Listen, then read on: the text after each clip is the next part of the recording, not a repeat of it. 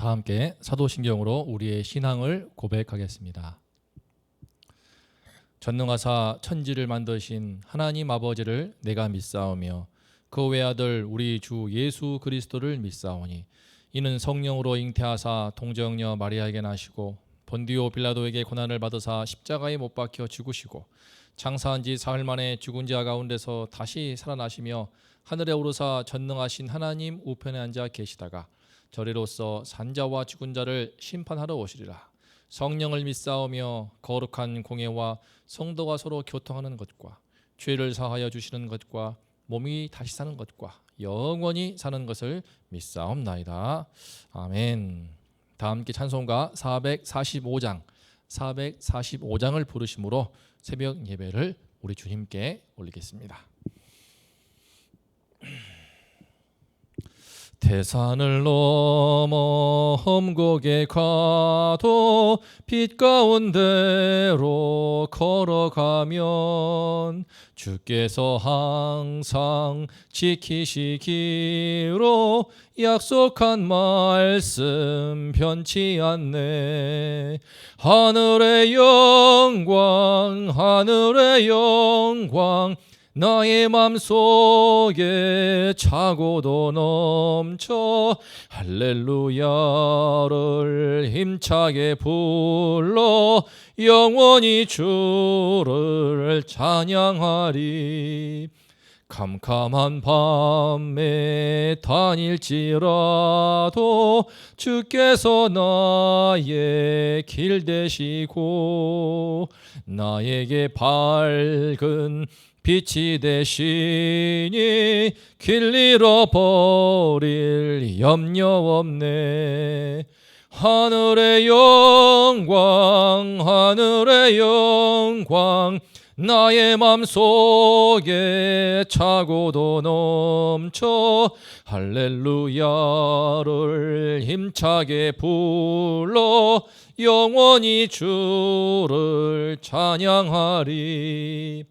광명한 그 빛 마음에 받아 찬란한 천국 바라보고 할렐루야를 힘차게 불러 날마다 빛에 걸어가리.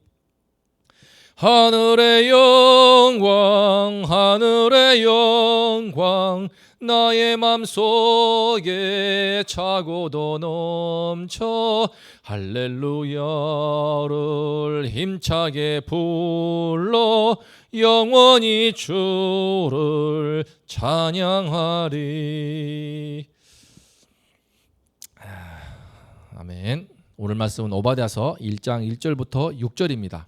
1절부터 6절까지 제가 말씀을 봉독하겠습니다. 오바댜의 묵시라. 주 여호와께서 에돔에 대하여 이와 같이 말씀하시니라. 우리가 여호와께로 말미암아 소식을 들었나니 곧 사자가 나라들 가운데에 보내심을 받고 이르기를 너희는 일어날지어다. 우리가 일어나서 그와 싸우자 하는 것이니라. 보라, 내가 너를 나라들 가운데에 매우 작게 하였으므로 네가 크게 멸시를 받느니라. 너의 마음의 교만이 너를 속였도다. 바위 틈에 거주하며 높은 곳에 사는 자여, 네가 마음에 이르기를 누가 능히 나를 땅에 끌어내리겠느냐 하니 네가 독수리처럼 높이 오르며 별 사이에 깃들을지라도 내가 거기에서 너를 끌어내리리라. 여호와의 말씀이니라. 혹시 도둑이 내게 이르렀으면 강도가 밤중에 내게 이르렀을지라도 만족할 만큼 훔치면 그치지 아니하였겠느냐. 혹시 포도를 따는 자가 내게 이르렀을지라도 그것을 얼마쯤 남기지 아니하였겠느냐. 네가 어찌 그리 망하였는고 예서가 어찌 그리 수탈되었으며 그 감춘 보물이 어찌 그리 빼앗겼는고. 아멘. 우리는 어제 오바댜 말씀 통하여서 에돔이 왜 하나님께 심판을 받게 됐는지를 보았습니다. 그들이 남유다를 멸망할 때, 예루살렘이 멸망할 때 전혀 자비를 베풀지 않고 너무나 무자비한 악행을 범했기 때문이었습니다. 그런데 예루살렘 멸망할 때 그들이 이렇게 큰 악행을 범했기 때문에 그 한 번의 행동 때문에 하나님이 그들을 벌하신 것이 아닙니다. 사실은 그러한 악행이 나오기 전에 그 악행을 나오는 것을 가능하게 했던 그들 마음 가운데 무서운 교만한 마음이 있었기 때문입니다. 그래서 오늘 말씀에서 오바댜 첫 번째 1장 1절부터 6절을 보는데요. 처음에 하나님께서 그들의 심판을 하시는 근본적인 이유가 그들의 마음의 교만함 때문이라고 지적하십니다. 대체 에돔이 무엇 때문에 그렇게 교만한 자들이 되었을까요? 오늘 말씀을 통하여서 우리가 무엇 때문에 쉽게 교만해지는지, 그리고 그 교만의 결과가 무엇인지를 돌아보면서 하나님 앞에 어떠한 자세를 갖고 우리가 삶을 살아가야 되는지, 신앙생활을 해야 되는지 함께 생각해 보면 좋겠습니다. 2절을 보겠습니다. 주 여호와께서 에돔에 대하여 이와 같이 말씀하시니라. 그러면서 우리가 여호와께로 말미암아 소식을 들었다라고 하는데, 여기서 우리는 아모스를 비롯한 바로 이제 하나님의 백성들을 가리킵니다. 사자가, 여기서 사자는 하나님의 뜻을 받들어서 천상의 존재로서요, 이제 원문을 보게 되면 더 분명해지는데 하나님이 보내시는 천사들을 가리킵니다. 그래서 천사들이 나와서 나라들 가운데 보내심을 받아가지고 너희는 일어날지어다, 이방 나라들 향하여서 다 일어나서 저 에돔과 싸워라고 하면서 하나님께서 당신의 천사들을 통하여서 이방 나라들로 하여금 에돔을 공격하도록 심판하도록 할 것이다는 말씀입니다. 2절은 말합니다. 보라, 내가 너를 나라들 가운데 매우 작게 하였으므로 네가 크게 멸시를 받느니라. 이것은 앞으로 당할 미래형인데요. 앞으로 여호와께서 이방 나라들의 그 칼날을 통하여서 에돔을 심판하사 크게 멸시를 당하도록, 매우 비참한 아주 작은 나라로 흔적도 없을 만큼 이제 사라지게 되는데, 그렇게 초라한 상태로 만들 것이다라고 하나님께서 에돔을 심판하시고자 하는 강한 의지와 강한 그 작정하신 의지를 우리가 엿볼 수 있습니다. 왜 하나님께서 이토록 에돔을 싫어하시고 분노하시며 회개할 기회도 주지 않으시고 심판하실까요? 3절을 보겠습니다. 너의 마음의 교만이 너를 속였도다. 바위 틈에 거주하며 높은 곳에 사는 자여, 네가 마음에 이르기를 누가 능히 나를 땅에 끌어내리겠느냐 하니. 하나님께서 그들을 심판하였던 가장 큰 이유는 바로 그들의 마음의 교만 때문이었습니다. 그들이 무엇 때문에 그렇게 하나님 보시기도 역겨워하고 싫어하고 쳐다보기도 싫을 만큼 혐오스러워할 만큼 교만한 자들이 되었을까요? 바위 틈에 거주하며 높은 곳에 사는 자여. 지금 하나님께서 에돔을 이렇게 부르시고 있습니다. 바위 틈에 거주하며 높은 곳에 사는 자여. 이것은 바로 에돔이 에서의 후손들이 이룬 나라인 에돔이 저 이스라엘 밑쪽에 세일산이라고 있습니다. 해발 1500m가 넘는 그 세일산 꼭대기 그쪽에 바위지대가 있는데 그 바위산 지역 틈에 거주하였기 때문입니다. 그들은 세일산이라고 하는 높은 산, 험준한 바위들 사이 틈에 요새를 지어놓고 거기에서 생활했습니다. 에돔이 갖고 있던 큰 성읍 중에 하나가 셀라인데, 그 셀라라고 하는 성읍의 경우에는 험준한 벼랑을 사이에 두고 이 협착한 골짜기를 사이에 두고 그 길목을 따라 올라가면은 셀라가 나온다고 합니다. 그러니까 그만큼 이 에돔이 살고 있는 그 지역은 살기는 불편하지만 참 적들의 침입에 외적의 침입에 대비하는 데 있어서는 천혜의 자연 요새와 같았습니다. 바로 이런 그들의 지형적인 요건 때문에 에돔은 누구도 우리를 끌어내릴 수 없다라면서 교만한 민족이 되고 말았던 것입니다. 그럴 만도 한 것이, 에돔은 우리가 아는 것처럼 이삭의 아들 쌍둥이 야곱과 에서인데 그 에서의 후손이 이룬 나라지 않습니까? 그러므로 이삭 시대부터 계속해서 내려져 왔던 그 나라입니다. 그 에돔은 BC 722년 북이스라엘이 멸망하고 BC 586년 남유다 예루살렘이 멸망한 뒤에도 계속하여 존속하였습니다. 워낙 바위지대 험준한 산악지형 거기에 틈에 거주하기 때문에 굳이 이방 나라들이 거기까지 올라가서 쳐들어가 정복할 필요성을 느끼지 못하지 않았는가 싶습니다. 어쨌든 에돔은 북이스라엘보다도 남유다보다도 그 어떤 당시 근동지방의 나라들보다도 수명이 길었습니다. 다 멸망하였는데 블레셋 멸망하였고 두로도 멸망하고 북이스라엘 멸망을 하고 남유다 멸망해도 에돔은 끝까지 수명을 유지하고 있다가 나중에 BC 312년에 아라비아 나바티안족이 쳐들어와서 이제 그들을 쓸어버립니다. 그들은 이렇게 오랫동안 그 땅에서 자기 나라들의 나라를 유지하면서 누구도 우리를 땅에 끌어낼 수 없다. 그러면서 그 마음이 마치 독수리가 높이 올라가는 것처럼 하늘의 별들 사이에 깃들이는 것처럼 마음이 높아졌습니다. 이때 하나님은 말씀하십니다. 4절에서 내가 거기에서 너를 끌어내릴 것이다. 그만큼 그들은 하나님께서 친히 내가 너희들을 끌어내려야겠다라고 하실 만큼 그 마음의 교만이 하늘을 찔렀던 모양입니다. 사랑하는 성도님들, 참 재밌지 않습니까? 객관적으로 보면은 에돔은 저 험준한 산악 지형에 그 바위 틈바구니 살고 있는 그런 작은 왕국에 불과합니다. 나라라고 하기에는 좀 약간 옹색할 만큼의 작은 왕국이고, 특히 다윗 시대 이후에는 이스라엘의 봉신국에 불과할 뿐이었습니다. 그들은 늘 이스라엘의 그늘 밑에서 그들을 받드는 그런 신세였습니다. 하지만 그들의 마음은 교만하여서 우리가 아수르 제국이 쳐들어와도 바벨론이 쳐들어와도 우리는 끄떡없다는 마치 그런 현실 속에서 자기들의 엄청나게 교만한 민족이 되었던 것 같습니다. 그러니까 교만할수록 사람은 자존심이 강합니다. 그들은 그 강한 자존심이 이스라엘 밑에서 굽신거리고 봉신국으로 살 때 너무나 자존심이 상했던 모양인지 예루살렘이 멸망할 때 잘됐다 싶으면서 형제 국가임에도 불구하고 같이 침략자들의 편에 들어서 같이 죽이고 약탈하고 도망치면 못 도망치게 막아서 다 죽게 했던 것입니다. 그런 무자비한 악행을 범했던 그 이면에는 그들의 무서운 교만함이 있었고, 그 교만함으로 말미암아 무서운 그 자존심이 너무 강화해서 이스라엘에 대한 억하심정으로 그렇게 패망할 때 더 비참하게 죽임당하도록 형제국으로서의 도리를 저버린 것이었습니다. 하나님께서는 이런 그들의 교만을 아시고 꿰뚫어 보시고 머리 꼭대기까지 차 있는 그들의 교만을 하나님은 그대로 내버려 두시지 않습니다. 5절과 6절을 보면은 도둑과 강도의 비유가 나오는데요. 도둑이나 강도도 필요한 물건만 훔치고 떠나지만 나는 너희들 그렇게 하지 않을 거야. 너희들을 완전히 빈털터리가 되도록 철저히 수탈을 당하게 할 거야 라고 말씀하십니다. 포도를 따는 자도 우리 가수원에서 포도를 키우는데 포도를 따더라도 가난한 사람들, 고아나 과부, 또 나그네를 위해서 일정한 부분을 남겨두게 했습니다.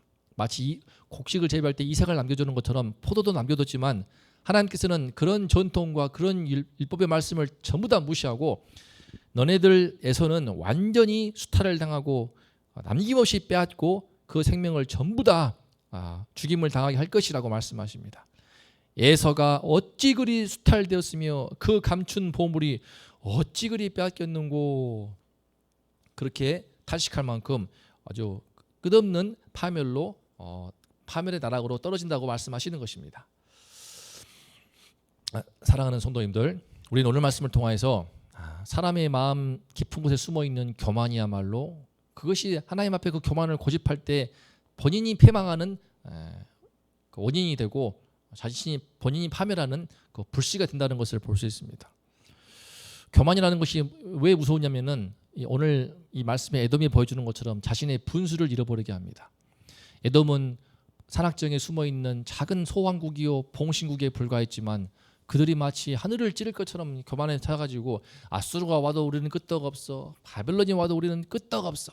사실은 바벨론의 앞잡이가 되어서 형제들의 국가인 이스라엘을 못 살게 하고는 아주 못돼먹은 나라였지만 교만이 잡혀있으니까 그게 보이지 않는 것입니다. 오히려 과거 이스라엘이 자기들을 쳐들어와서 12,000명을 죽였다.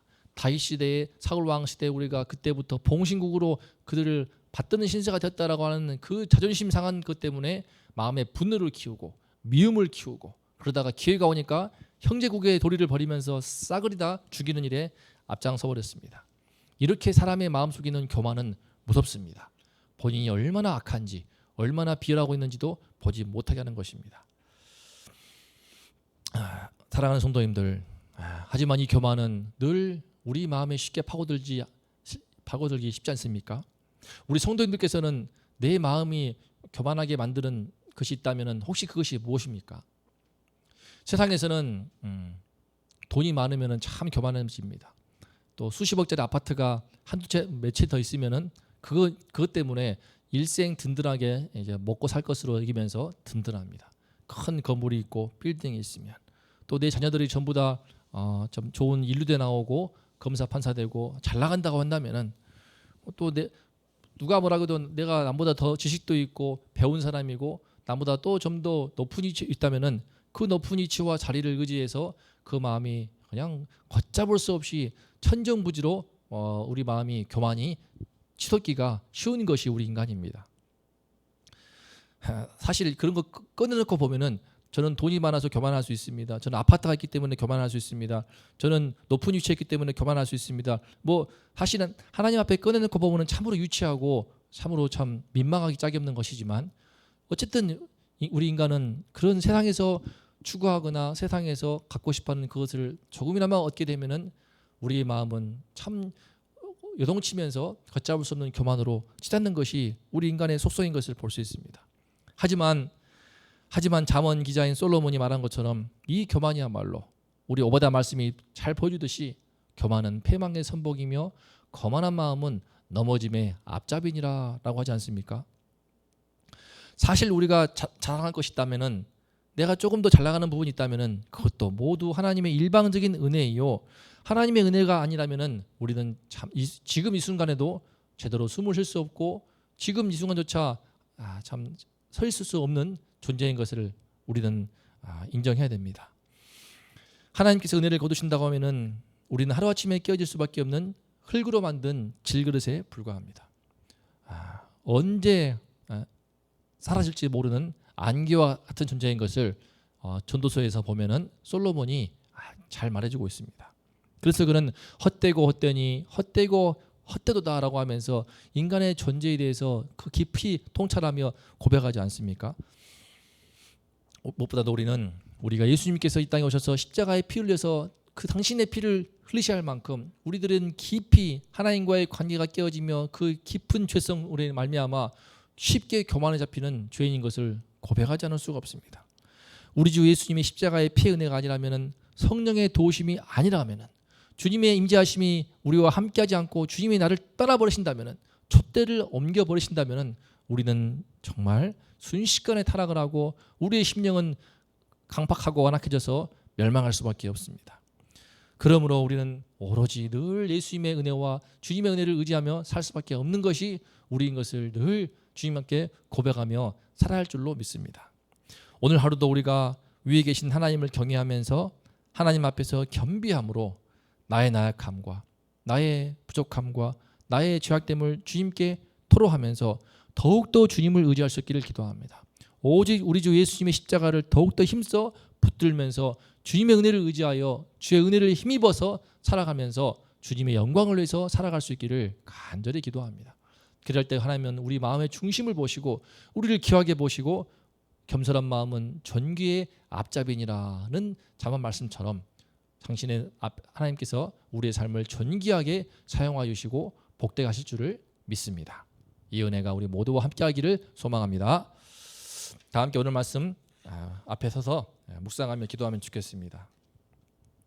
오늘 말씀의 제목은 에돔이 교만했던 이유 첫 번째 시간이었습니다. 내일은 에돔이 교만했던 두 번째 이유를 살펴볼 텐데요.